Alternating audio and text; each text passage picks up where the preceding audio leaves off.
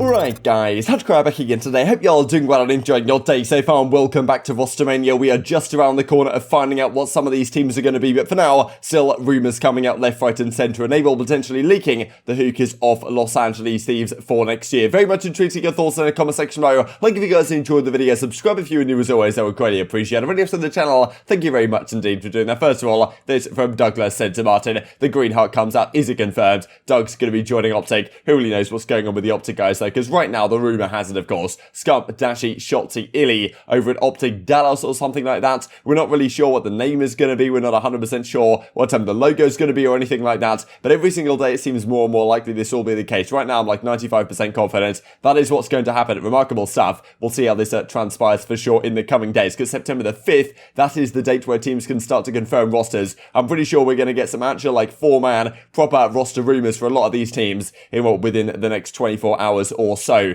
This firstly from Hex I thought was pretty interesting. Shout out to Predator for sending me whatever, some sort of advert. You guys might well know that Predator, Acer Predator have sponsored Envoy as an organisation for quite some time. So just something to keep your eyes on right here. If Hex is partnering with Predator as well, then well, it wouldn't really be a massive surprise to see that the case if OpTic Chicago are coming under the kind of Envoy brand, the kind of Envoy ownership to make this spot work over at OpTic Dallas. So very interesting stuff to keep your eyes on going forwards. This other was kind of funny from Claystone. I'm not even kidding. I just ate a fortune cookie and this is what I got to retire. I guess it will happen eventually. Hopefully no time soon. What will our New York Subliners roster be for next season? The rumour has it right now, Crimsix, Priestahh, Hydra and Neptune, I believe. And it will Claystone maybe hinting at that roster with this gift right here. Who really knows, honestly, like what pros, what tweets are bait, what tweets are realistic, right? This kind of looks like a three-headed, like a beast type thing here, which of course would be a Hydra, so maybe indicating something along those lines. But then Claystone comes out and says, you're getting trolled by a guy whose face looks like this. When he does it, Hydra hits the replies, hey, you're sexy man, and Subliners in the replies. So, well, I don't really know, but the current rumour is these guys will be teaming up again for next year, which is pretty good to see, to be honest, given that they were a great duo and had a lot of entertaining moments and fantastic clips and images and stuff like this that came out on the timeline as a result of their performances. But maybe the team they'll be playing with will be markedly different. Now, this from the COD League, pretty interesting stuff. Effectively revealed, at least technically so, all the free agents and the players that have been extended with their contracts for next year. But it's kind of misleading. We'll run through it right now for you guys to understand exactly what it shows. Off-season roster updates. That's not centralized. I don't know. It doesn't feel centralized to me. Whatever. Let's just move on. This is what the website looks like right now. So as you can see, you've got the Call of Duty League player tracker, and they've done it for the last couple of seasons as well. And this is from September the 1st, 2021. So that's all on screen. Let's dive through it. Atlanta FaZe, obviously. I mean, they've extended absolutely everyone. aBeZy, RC, Cellium, and Simp as well. Now, we've got Dallas Empire as well. So Crim, ILLey, Shotzzy, and Vivid have all been extended. Now, one thing you've got to realise here is just because these contracts have been extended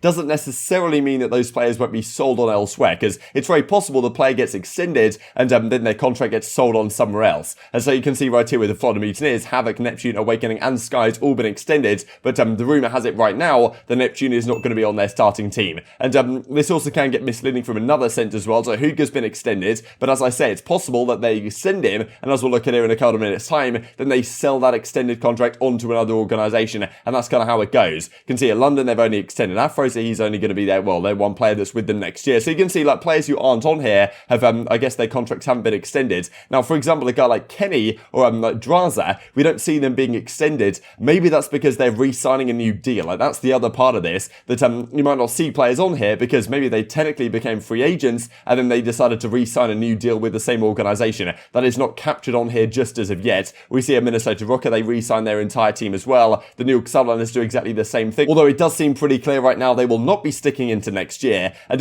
this is a pretty interesting one when we get down to the Toronto Ultra. So of course the big discussion has been lately, like what's going on with CleanX? Is he going to be here on the Ultra for next season? We can see Bance, Cammy, Insight, and Methods have all extended on this roster, but CleanX is of course nowhere to be found. Now we imagine it may be the case that he's gone elsewhere, or like he's decided, and the rest of these guys maybe haven't been savvy enough or haven't decided to, or like they got extended on a 1+1, even though I'm pretty sure, Cammy, for example, has been around for 2 years now, so he could have signed a new deal and done what CleanX has done. Because there was rumours coming out from Zoom, I'm pretty sure a while ago, that one really high tier talent in the league is getting paid way less than they could. And that, people were pointing at Cammy and saying, look, Cammy shouldn't have just extended this contract with Ultra. He should have, re-signed a new contract contract, looked for other deals, and forced Ultra to pay him a lot more money. That may be what CleanX is doing here. Like, it's possible that Ultra stick, as we'll look at right here in a second, but CleanX may have, fielded offers from other teams, and then, like, said to Ultra, like, if you want to pay me this, then I'll come back and actually pay for you guys. And then maybe some of these other guys could have considered something like that, but that may be what's going on with CleanX right here. That's maybe why you don't see him as extended, but they still might re-sign him anyway. So these things can get a little bit confusing, but pretty interesting to see all the free agents coming live. Now, Zed was on stream last night. Of course, we'll look at in a few minutes' time, who unfortunately retired. And honestly, a difficult season that he had, culminating in this. It's pretty unfortunate to see with no expansion and everything. It's tough for guys like Zed. But well, he was kind of leaking some intel on stream yesterday, and well, he says right here, at least as Ollie points out, he just said on stream that FaZe, Ultra, and Rokkr are the only 3 teams sticking. I'm pretty sure this is also what I've heard as well these last couple of days. So I believe this might be the case. No one on Paris is signed yet this year. So really interesting stuff, no doubt. But wanted to dive onto this while we're on the subject of Rostermania. As Riley Redneck points out to me yesterday, Enable did a video, and well, he was talking about what he would predict to happen with a lot of these rosters in the league right now. And well, he talks about Los Angeles Guerrillas and says this is the perfect time for them to try and snap up Huke, because he's not on the Dallas Empire anymore, and he's also not on the Los Angeles Thieves. And if I was LAG, this is the perfect opportunity for them to throw the entire house at Huke. Kyler still is one of the most talented players in the league. Now, I don't know what exactly went on this year with Empire and LAT.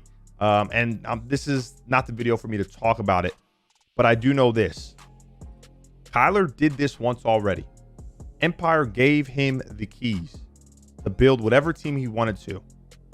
That team ended up winning the first championship in the CDL. Now, he has a lot of bad rep, and I feel like Kyler, maybe feels alienated a little bit within the league. So LAG, they can get him for a discount in terms of he probably doesn't have as many options as he normally would because of this year, because his stock is lower, okay?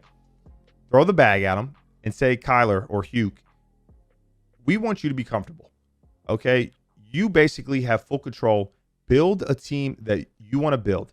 Players you want to play with, players you think are going to be fun, players that you're going to be comfortable around, and let him get comfortable again. Okay? He's not going to have the spotlight on him. He's not on Dallas Empire anymore. He's not on the Los Angeles Thieves anymore. He could be on LAG, build up his confidence again. And honestly, he has an eye for talent. He can build a very successful squad. I really, truly believe that. So that's what I would do. So, of course, we did see just a couple of days ago, Slasher, we saw TJ, we saw John, we saw Venom all get removed from the Los Angeles Thieves. And as we saw in that, free agent thing right there, Huke is technically still there. So you can imagine maybe what they're doing is that, okay, they're extending Huke's contract, because I imagine it was a pretty massive contract where they bought him out of Los Angeles, or Dallas Empire, onto Los Angeles Thieves. And now they're saying, look, if you want to buy him off us, you're going to have to pay a pretty penny to get him out of this, or out of this contract, right? Now, we did talk about the possibility of Slasher. Where does he go? Los Angeles Guerrillas, we thought yesterday, could be a pretty good target for, Slasher maybe bringing Gunless as a flex or something, and Huke was someone I was kind of hoping they could acquire, but it wasn't necessarily guaranteed. And also you're thinking about Vivid, right? Like I thought Vivid would be a great fit for that team. Not exactly sure what's going on there right now, because he's tweeting about challenges all the time, so I don't exactly know what's going on. And maybe like Los Angeles Guerrillas don't want Vivid back on their team after the chaos that they endured with him last season, and maybe the friction there between the coaching staff and all of that. So it's all kind of strange. But Enable may well be right. What if you do just throw the bag at Huke and you pair him with Slasher, who he's teamed with in the past, this season I'm pretty sure, and also this season as well, but also way back on like Envy teams in World War II days and stuff like this. So that definitely seems like a possibility. I think it'd be a really exciting one, right? Because if Los Angeles Guerrillas actually decide to spend the bag and actually try and build a good roster, they could be another competitor, right? Because I think a lot of the teams in the league right now, the last couple of seasons, like a few of them really haven't given it too much of a good go, and that maybe this year that is the times that things finally change and we get some proper competitive teams in the league. This was also interesting from Gunless. He did a couple of different tweets. There was like one where he was kind of implying brick by brick. We'll look at later today. But also this from Gunless when he brings the hood up. So, people are saying, hoods up or whatever, which is the same thing that Los Angeles Guerrillas do, as Rookie Ragnar says right here in the replies. So that's got like kind of their hashtag or whatever on the Los Angeles Guerrillas side. Maybe he's hinting at that. Maybe he's just baiting us all. You know how it goes at this point. And Asim also says Mocho, Joy. So maybe he's implying that he's got a spot somewhere else as well, because because with that new subliners rumor going on with Hydra, Neptune, Clayster, and Crimsix, it's like, okay, where does Asim land? I'd love to see him get a spot somewhere. Certainly think he's deserving of one, but it's kind of like, is he going to have a tough time getting a spot once again, as he has done these last couple of seasons? Maybe that is not going to be the case. Just wanted to finish off with this from Zed, because it was really unfortunate to see the way that the year ended for Zed and the career ended as well, because Zed's been competing for like 6 years. He's been around for so long in Call of Duty history, and like this season, he was really good, I thought, for a time on London Royal Ravens. They decided to drop him when they bring back Alex into the team, and Alex had a pretty woeful showing, to be honest, the entire year. I really feel like if they kept Zed, they could have been better than what they were, and I really don't feel like he deserved to get dropped. And if he didn't get dropped from that team, there's a very realistic possibility that he was still on their roster for next year, or like still gets a spot somewhere else. But he's just one of these players that found himself in a tough spot, had to go back to challenges, and just doesn't want to deal with that for another year. Like he says in the tweet longer right here, it's been a good 6 years of competing. Pretty remarkable to think about. I still feel like I'm good enough to compete in the league, but unfortunately the odds are not in my favour this time. Personally, I don't think a player with my playstyle will gain much traction in challenges. I do wish the best of luck to everyone fighting to make it. It is harder than most people think. So, pretty crazy to think. I wish Zed all the best, of course, in his future ventures. But, well, I suppose that is about where we should leave the video for today. Very much intrigued to your thoughts on all this stuff in the comment section below. Hope you guys enjoyed the video. If you did enjoy it, I'd greatly appreciate a like on the video. Really upset the YouTube market. I know you enjoyed this content. Other people like you may enjoy this content as well. And I'm growing the competitive Call of Duty community. Thank you once again, as always. Take care. And I will see you next time.